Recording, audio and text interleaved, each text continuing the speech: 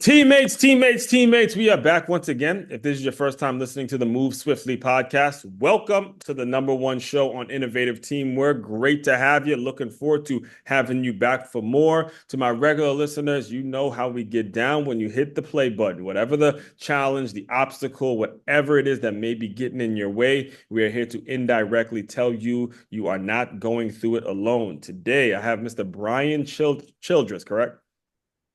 Yep, that's it. He is about to give us, not just you, and I was telling him this right before we started recording, actually, but he's going to give us a master's class on software development in regards to how to connect your vision as a business owner, what it is you're trying to serve in the world, how it is you want to serve people in the world. He's going to give us a master's class on how to use software and technology to do it in the most effective and efficient way. So, Brian, welcome to the show. Aswan, it's great to be here. Yes, and one of the things I was telling you before we started recording is I was actually tuning into some of your previous shows. You know, again, regular listeners, you guys know this about me. I don't just let anyone on. I actually do my research and I really listen to some of the things and their background stuff. And I'll give you the microphone in a second to let you tell it. But can you speak a little bit about how you came up? Because there was a period there where you really weren't in technology at all. Like it was like a real far left for you. So I'm curious now in terms of kind of your upbringing and the way you grew up a little bit, and then how eventually you pivoted to being like this kind of guru in terms of software development. Yeah, no, I appreciate that. Yeah, so software is really my second career. Hmm. I originally started out, went to college, graduated, and spent some time as an outdoor guide. So I would take people whitewater rafting and rock climbing and really pushing the limits that they felt like they had, really pushing their comfort level. And in some of the most beautiful places, in some of the most risky environments. And I really enjoyed a lot of the work that I was doing there. And somewhere along the way, found software and migrated into software. And that's where I've been for the past 15 years. What were some of the similarities that you saw as an outdoor guide person? I'm asking this because a lot of times when we see technology, it can be intimidated, but it's really just a matter of how you use it. And in my case, it's really just a matter of using it to get people to a certain location, whether it is whitewater rafting, whether it is at an event somewhere. When you made that pivot, what were some of the transitions excuse me, some of the similarities that you were seeing between your first career and your second career? Yeah, so really a lot of the things that I need to be able to do day in and day out, I need to be able to lead teams and lead people through confusion and uncertainty. I need to evaluate risk really, really quickly so that I can make the right determination on, on the software side, what's our cybersecurity plan? How do we keep our application and our users secure? And, when I was guiding, it was how do I keep people safe and how do I keep them alive? Yeah. But being able to quickly evaluate risk, what are the opportunities, what are the drawbacks with the various options, and make a decision and go with that decision. I need to be able to do both. Now, when you were just getting started, what was like that first transition like for you? Did you, go get a job somewhere with a software company and then start building your own thing? How was it like? How did you first get that initial connection to where you started to realize, hey, I have a service and a product and something that I can really help people with? Yeah, so when I made that transition, I was really intimidated. Growing up, I was not the kid at 8 years old that was programming computer games on my family's computer. Like that just wasn't me. Right. And so I had a lot of fear and intimidation and imposter syndrome coming into software. I didn't have that background. Mhm. And so one of the things that I did in order to really make sure that I was building the skills and building that experience was I started doing kind of moonlighting or freelancing work on the side. So Um, I was able to land a fantastic job early on, right out of graduate school, and from there continued to grow and hone my skills.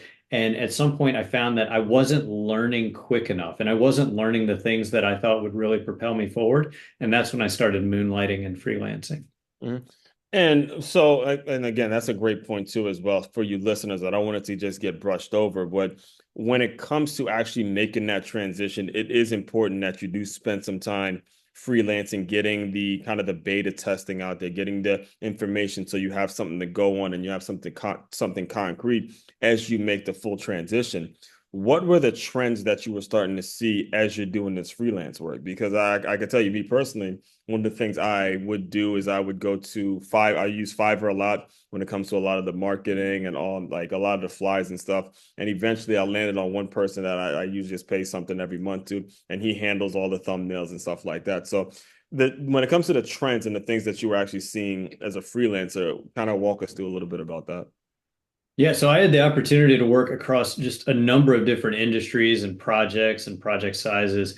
And the one thing that I continued to see over and over again as I was coming into existing projects as a freelancer was most of them were just too complicated. Whoever had, they had hired, maybe they found someone on Fiverr or found somebody. The technology was driving the show.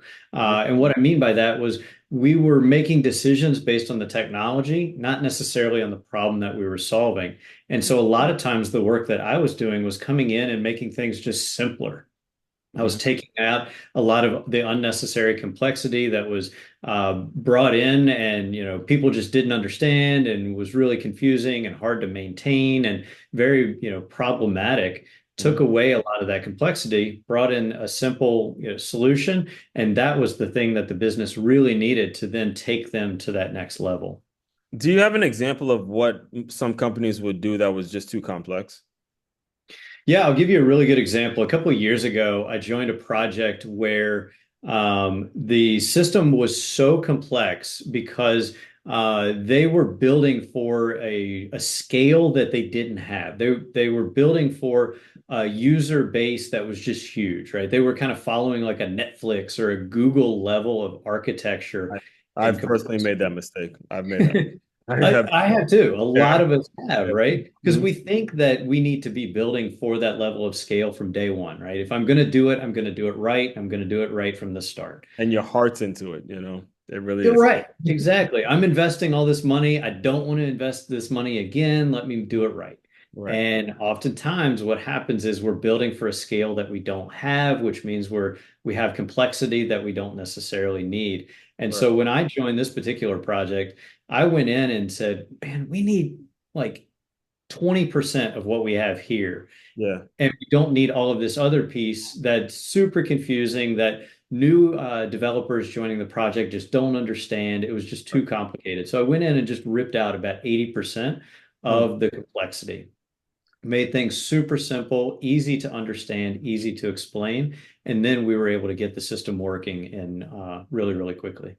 Now, what kind of resistance do you face from companies that are kind of paid to make things complex? Because I'll give you an example. When the company I was referring to that I built kind of a user base and I was scaling before, I had one thing built first. Before I had that one thing built, I went ahead of myself and I ultimately paid the price for that. And when I was building that specific thing, it's gym44.com, by the way.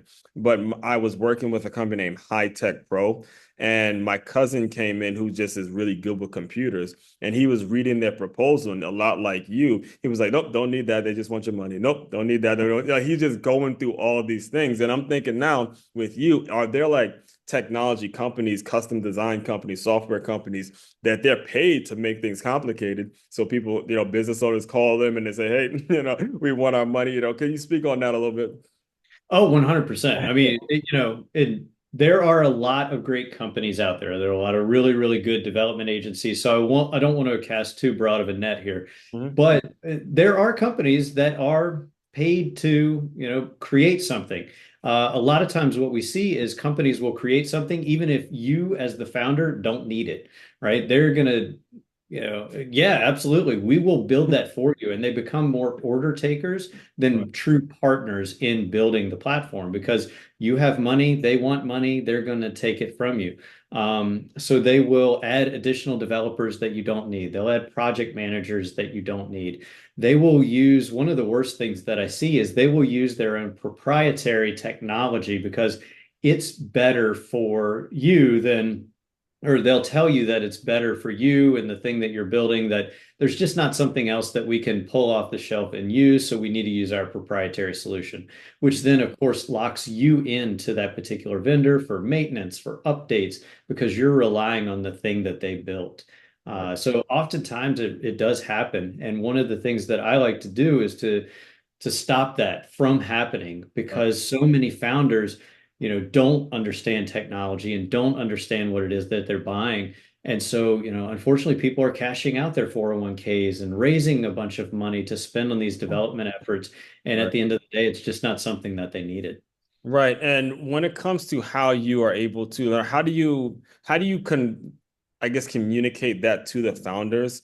Because I can see how difficult that is as a founder. They're really putting their heart into this business and they're being told kind of in an indirect way, you need to establish a presence online. They're being told because of the new people coming up and how connected we are online. If they have the check, they're just going to write what they need to write the check for, and they're not going to know. But like you said, now your 401k is involved, and now you can lose your business because somebody came in and basically chopped your nuts off. And it's like, hey, I got my money, I'm good. Is there a way that you're communicating with business owners to let them know, hey, I'm available, and you don't have to go and spend all of this, talk to me first? Walk us through how you're able to do that. Yeah, so the thing that I always want to help founders to do is to actually validate their idea and going and talking to customers. Okay. So I will really spend a lot of time with all the horror stories, all the things where, I helped a founder recover $100,000 in that they had sent to a development agency and got absolutely nothing for it. Uh, Just really kind of illustrating that the ways that this thing could go and that I've seen and I've got, firsthand experience with, and really highlighting and trying to get those early wins with validating your idea when it's cheaper, when it's easier, before we start to bring in the expense, both time and money, of custom software development. Yes, and when he says validating your idea, and this is very, very important for a lot of you business owners out there, means sales. Okay, you have to actually know your damn product works and it can sell, and there's a group of people that will be willing to buy it. And the only thing that software technology is going to do is to make that more efficient. But without a quality product, eventually it's going to catch up with you. You can spend all the money you want on technology, on the best of the best, but go out, meet strangers, shake their hands, ask them specifically, do you want this product? Is this a quality product or service? Go sell it. And then the other stuff starts happening after that. That's a very key takeaway because, again, if you have it, you have the money, you feel like you're being productive, it's not going to happen for you. And eventually that stuff will catch up to you. 100%. Yeah. It's the hardest thing for many founders and business owners. We actually have to go out and talk to people and talk Yeah. to our customers. Yes, yes. Now I do have to ask now too, because now with the new trends, and I'm pretty sure it wasn't around when you were just coming up, but when AI has entered the picture, we're recording this, by the way, guys, it is 2 months away from 2025. Artificial intelligence has officially arrived. All right. If you have not picked up on it yet, you better figure out how to integrate whatever it is you're doing with AI. So when it comes to someone that's specifically in the field of technology, how have you adjusted to AI, and what are some of the things that you're starting to see in terms of as it grows and all that stuff? Yeah, so I think AI is one of those things. It's a seismic shift. The same way that the internet disrupted the way we live and work, the same way that mobile changed the way that we live and work, Uh-huh. AI has the same level of impact, in my opinion. Mhm. Um, I'm not concerned necessarily about AI taking my job, but I'm very concerned about someone using AI effectively and efficiently being the one taking my job. So I encourage everyone on every single one of my teams to be using AI some way, somehow in their day-to-day development. My engineers are using the tools that are available. Other people in the organization are using the tools that are available.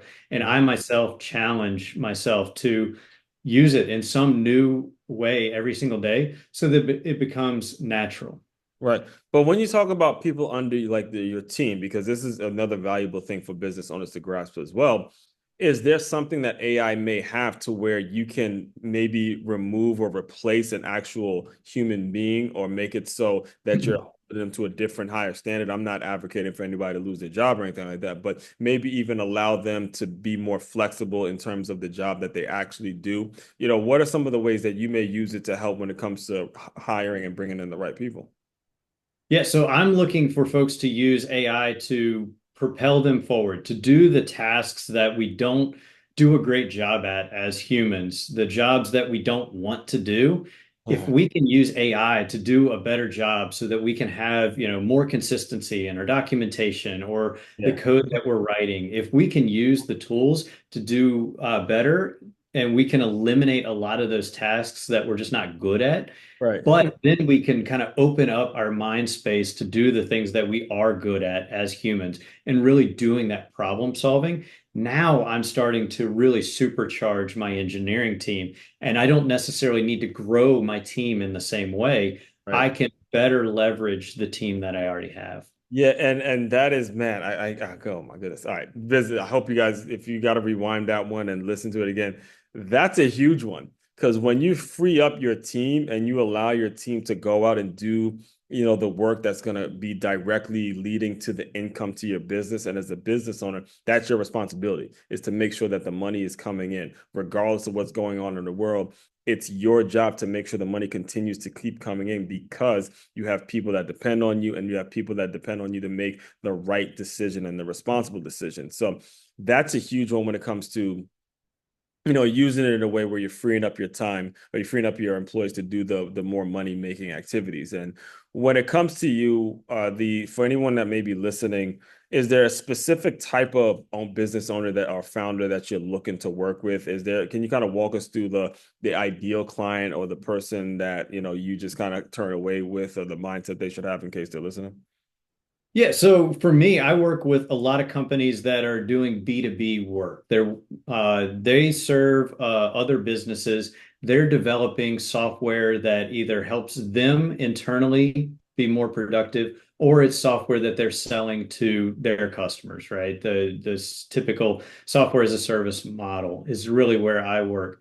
Mhm. For me, I'm looking for companies that are growing, that are really aggressively trying to scale not only the number of users or customers that they have, but also how can they scale their development team, whether adding more people to the team or just making their team more productive.